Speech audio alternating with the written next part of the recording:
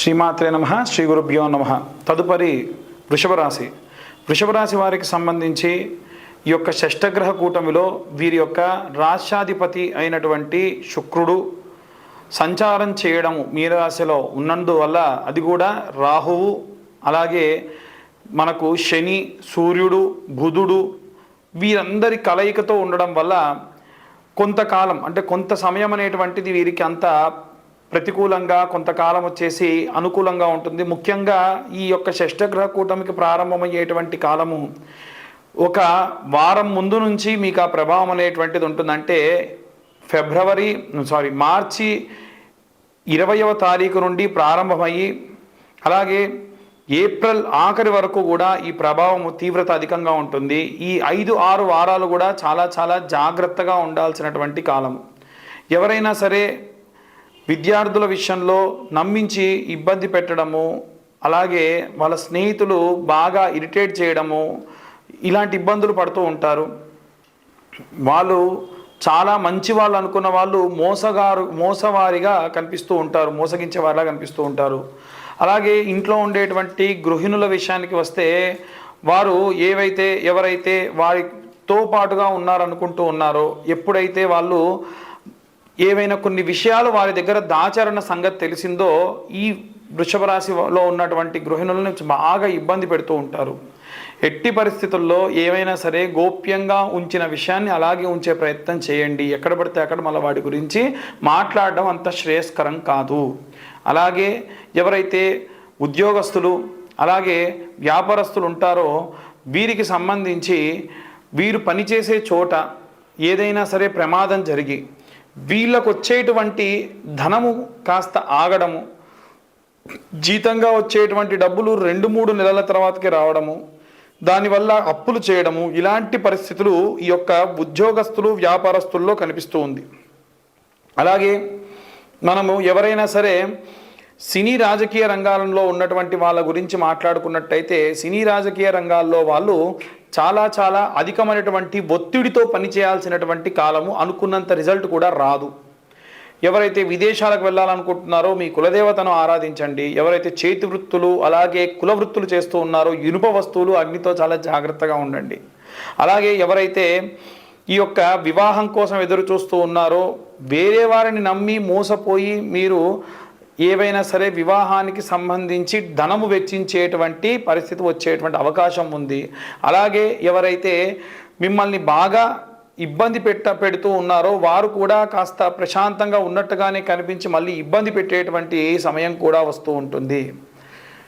ఇక అన్ని వర్గాల వారికి సంబంధించి ఎలాంటి రెమెడీస్ తీసుకోవాలి, ఎలాంటి మంత్ర పఠనం చేయాలి అనేటువంటి విషయాన్ని ఇప్పుడు మనం తెలుసుకుందాం. 2025 మార్చి 29వ తారీఖున షష్టగ్రహ కూటమి వస్తుంది.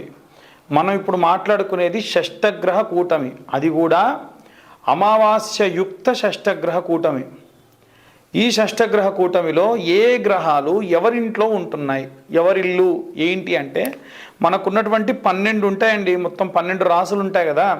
ఒక్కొక్క రాశి ఒక్కొక్క గ్రహానికి, ఒక్కొక్క రాశికి అధిపతి ఉంటాడు.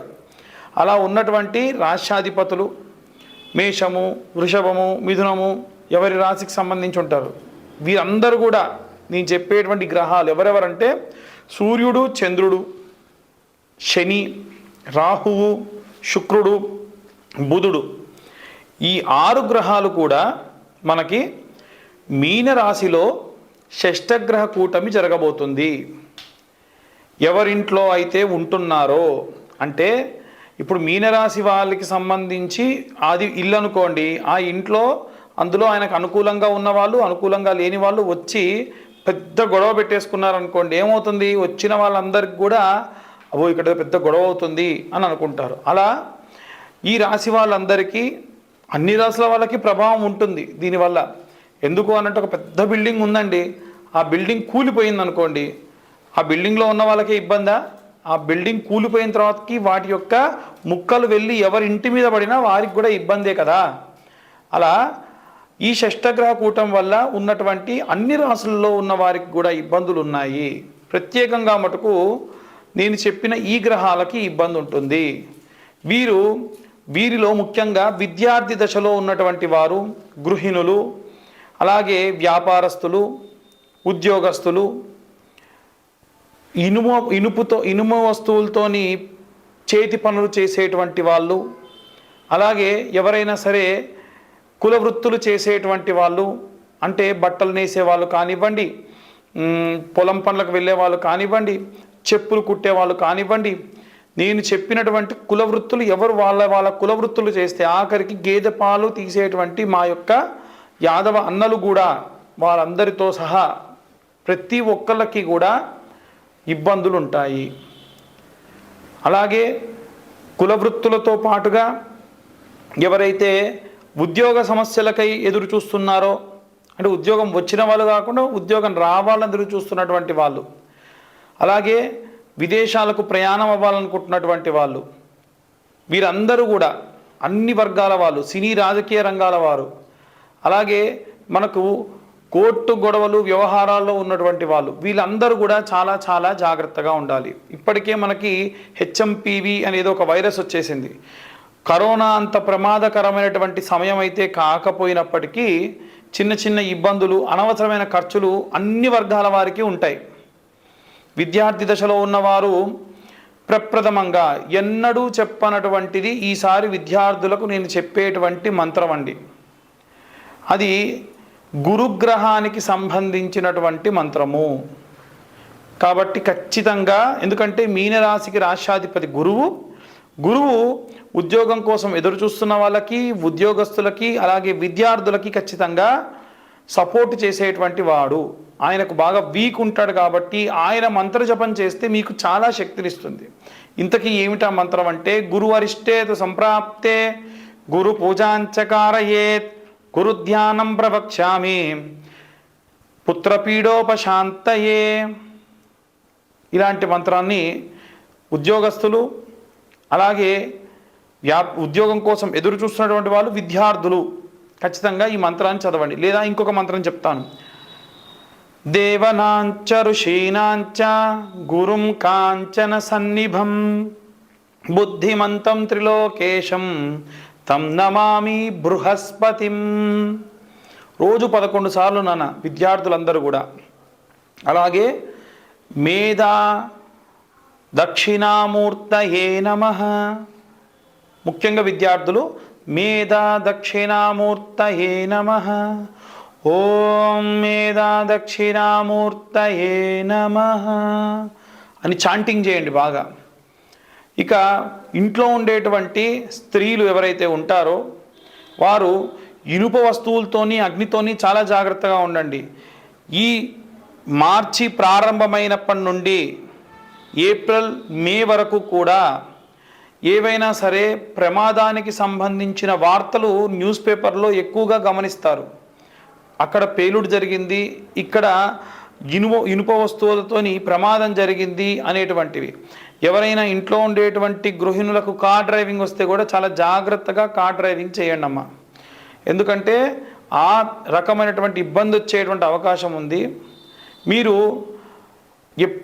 ఎల్లప్పుడూ కూడా అమ్మవారికి సంబంధించినటువంటి మంత్రాన్ని చదవాలి అని చెప్తాను కదా. మీరు ఈసారి మాత్రము లక్ష్మీనారసింహస్వామికి సంబంధించిన మంత్రం చదవండి. ఆడవాళ్ళు, ముఖ్యంగా ఇంట్లో ఉన్న గృహిణులు. ఏంటా మంత్రం అంటే, బహిష్టైన సమయంలో చేయకూడదు. ఉద్యోగానికి వెళ్ళే స్త్రీలు కానీ, ఇంట్లో ఉండే గృహిణులు కానీ ఈ మంత్రం చదవండి. ఏమిటంటే, ఓం వజ్రధంష్టాయ విద్మహే తీష్టతంకృష్టాయ ధీమహి తన్నో నారసింహ ప్రచోదయాత్ అనే ఈ మంత్రాన్ని చదవండి. దీనివల్ల లక్ష్మీనారసింహస్వామి యొక్క సంపూర్ణ కృప కలుగుతుంది. అలాగే ఎవరైతే ఉద్యోగం కోసం చూస్తున్న వాళ్ళు, ఉద్యోగంలో చేరిన వాళ్ళు ఎవరైతే ఉంటారో మీరు చెప్పినటువంటి బృహస్పతి మంత్రమే చదవండి. దేవనాంచ ఋషీనాంచ గురుంకాంచన సన్నిభం బుద్ధిమంతం త్రిలోకేశం తం నమామి బృహస్పతిం. మళ్ళొకసారి చెప్తున్నాను. దేవనాంచ ఋషీనాంచ గురుంకాంచన సన్నిభం బుద్ధిమంతం త్రిలోకేశం తం నమామి బృహస్పతిం అనేటువంటి మంత్రాన్ని చదవండి. దీనివల్ల మీకు విపరీతమైనటువంటి శక్తి లభిస్తుంది. ఉద్యోగంలో మంచి పురోగతులు లభిస్తాయి. ఆటంకాలు ఖచ్చితంగా చెబుతున్నామండి. మార్చి 15 నుండి ఏప్రిల్ 15 వరకు కూడా ఎన్నో రకాల ఆటంకాలు ఉంటాయి. అన్నిటినీ కూడా అవరోధాలని మీరు దాటుకొని వెళ్ళిపోతారు. ఇక ఎవరైతే చేతి వృత్తుల వాళ్ళు, ఇనుప వస్తువులతో పనిచేసేటువంటి వాళ్ళు, కుల వృత్తులు చేసేవాళ్ళు, శని చాలీసా ఉంటుంది. శని చాలీసా చదువుకోండి. శని చాలీసా యూట్యూబ్లో పెడితే కూడా వస్తుంది, వినండి. అలాగే శనికి సంబంధించిన నీలాంజన సమాభాసం రవిపుత్ర మిమాగ్రజం ఛాయా మార్తాండ సంభూతం తం నమామి శనేచ్చరం. చాలామంది శనీశ్వరం అని చదువుతున్నారు, అది శనేచ్చరం అని చదవండి. దీనివల్ల కూడా మీ యొక్క కుల వృత్తులకు ఎటువంటి ఆటంకం రాకుండా శని అడ్డుగా నిలబడతాడు. శని కర్మఫలదాత, మీరు చేసే ప్రతి మంచి పనికి కూడా కాపాడతాడు. ఇంకా ఎవరైతే విదేశాలకు వెళ్ళాలనుకుంటూ ఉన్నారో, దూర ప్రయాణాలు చేసే వాళ్లకు కావాల్సిన రక్ష ఎవరంటే కులదేవత రక్ష. కాబట్టి మీ ఇంట్లో ఉప్పలం ఉంది, ఎల్లం ఉంది, లేదా మీ ఇష్టదేవత ఉంది, వారి దేవాలయానికి వెళ్ళి, వారి దేవాలయం గురువారం నాడు వెళ్ళాలి, మంగళవారం నాడు వెళ్ళాలనుకోండి, వెళ్తూనే ఉండండి. అలాగే ఎవరైతే కోర్టు వ్యవహారాల్లో చిక్కుకొని ఇబ్బంది పడి ఉన్నారో వాళ్ళందరూ కూడా ఓం క్లీంకార్యై నమః, ఓం క్లీంకార్యై నమః అన్న మంత్రాన్ని చదవండి.